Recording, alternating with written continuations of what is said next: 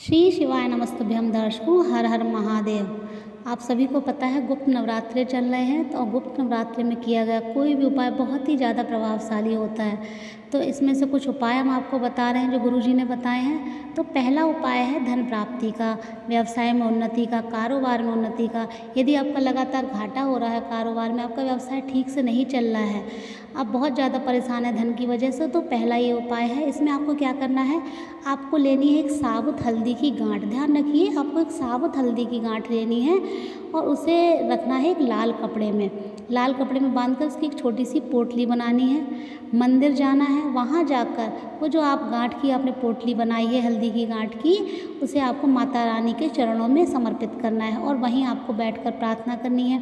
आपके जो भी कारोबार ठीक से नहीं चल रहा, व्यवसाय ठीक से नहीं चल रहा, उसके लिए आपको प्रार्थना करनी है। आपका कारोबार कर्ज में डूब रहा है, उसके लिए भी आप ये उपाय कर सकते हैं। आप उपाय कीजिए।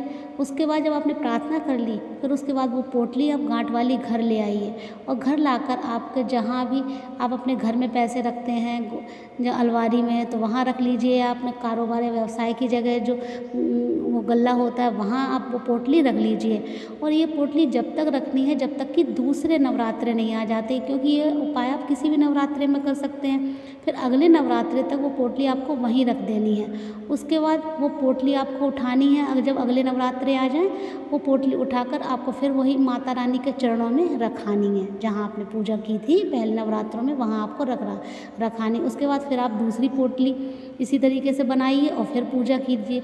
आप किसी भी दिन ये उपाय कर सकते हैं नवरात्रों में, लेकिन ये ध्यान रखिए जब आप पोटली बनाएं माता रानी की, तो उसे भी आप डेली उस पोटली की भी पूजा करें। तो ये उपाय कीजिए, इससे आपके धन में वृद्धि होगी, आपका कारोबार अच्छा सा चलेगा। एक उपाय है कि अगर आपसे किसी ने पैसा ले लिया है और वो आपको पैसा नहीं दे रहा है, आप बहुत उससे मांग रहे हैं लेकिन वो पैसा नहीं दे रहा है, बहुत परेशान कर रहा है आपको, तो आपको ये उपाय गुप्त नवरात्रों में करना है। इस उपाय में आपको क्या करना है कि आपको लेना है एक लाल कपड़ा, एक छोटा सा लाल कपड़ा ले लीजिए और उसमें आपको चावल थोड़े से लेने और चावलों को हल्दी से पीला कर लेना है। ध्यान रखिए, उसमें थोड़ी सी हल्दी लगाकर उन चावलों को आपको पीला कर देना है। गुरुजी ने कोई गिनती नहीं बताई चावलों की कि आप कितने चावल लें, थोड़े से बस आप चावल लीजिए, उन्हें पीला कीजिए हल्दी में और उसे लाल कपड़े में बांधकर माता रानी के चरणों में समर्पित कीजिए।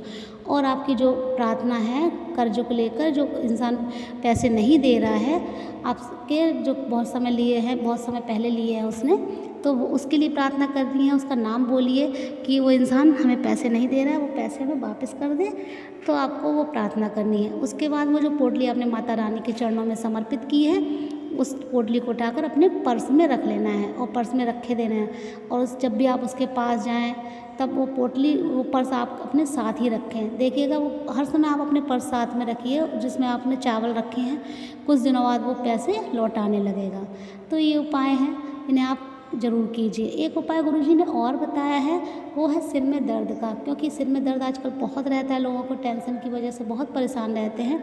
तो ये उपाय आपको गुप्त नवरात्रि में किसी भी दिन कर सकते हैं। इस उपाय में आपको क्या करना है कि आपको लेना है एक पान का पत्ता, एक पान का पत्ता लेना है और 2 लौंगें जो पूजा में यूज की जाती हैं, 2 लौंगें लेनी है आपको और माता रानी के सामने जाना है आपको।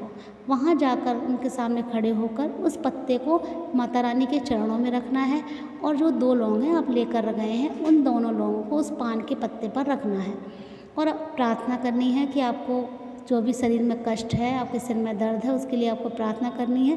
वैसे तो ये उपाय किसी भी बीमारी में काम आएगा, लेकिन सिर में अगर दर्द आपके बहुत रहता है, शरीर में दर्द बहुत रहता है, तो उसके लिए ये उपाय बहुत ज़्यादा लाभकारी है। फिर आपने को प्रार्थना करनी है, आपने पान के पत्ते पर वो दोनों लौंगे रख लीजिए और फिर प्रार्थना कीजिए माता रानी से। उसके बाद वो जो पान के पत्ते और लौंगे जो रखी हुई हैं उनको उठा लीजिए, पान का पत्ता भी और लौंगे भी, क्योंकि पान के पत्ते के ऊपर ही लौंगे रखनी है। फिर उसे मोड़ के उसका बीड़ा बनाकर आपको वहीं खड़े होकर माता रानी की चौखट पर खड़े होकर चबा चबा कर खा लेना है। देखिएगा 2-3 दिन आप ये उपाय कीजिए नवरात्रों में, आपकी जो भी सर में दर्द की दिक्कत है, जो भी शरीर में दिक्कत है, वो सब समाप्त हो जाएगी। तो ये कुछ उपाय है, आप नवरात्रों में कीजिए, देखिएगा आपको अवश्य सफलता मिलेगी। यदि आपको वीडियो अच्छी लगी तो प्लीज़ वीडियो को लाइक कीजिए, चैनल को सब्सक्राइब कीजिए और कमेंट बॉक्स में हर हर महादेव अवश्य लिखिए।